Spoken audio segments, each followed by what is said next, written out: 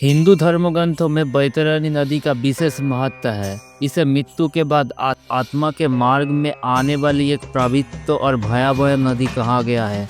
माना जाता है कि जब कोई मनुष्य मृत्यु को प्राप्त करता है तो उसकी आत्मा यमलोक की ओर बढ़ती है। रास्ते में उसे इस बैतरणी नदी को पार करना होता है। कहा जाता है कि ये नदी सामान्य जल की नहीं बल्कि रक्त, मांस और गंदगी से भरा होती है। पापी आत्माओं के लिए ये नदी अग्नि की धारा की तरह प्रतीत होता है, जिसमें असंख्य मगरमच्छ और भयानक जीव आत्मा को सताते हैं। वही पुण्य आत्मा या वो लोग जिन्होंने जीवन में दान, धर्म और सदाचार किया है, उन्हें ये नदी स्वच्छ और शांत जल से भरा दिखती है।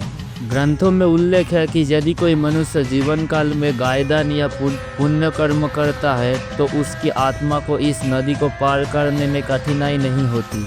यहाँ तक कि बैतरणी पार कराने में गाय या प्रतीकात्मक रूप ही सहायता करता है। इसलिए बैतरणी नदी केवल एक पौराणिक कथा नहीं बल्कि ये जीवन में किए गए कर्मों का प्रतीक है। अच्छे कर्म आत्मा को सरल मार्ग देते हैं, जबकि बुरे कर्म उस कठिनाई से गुजरते हैं।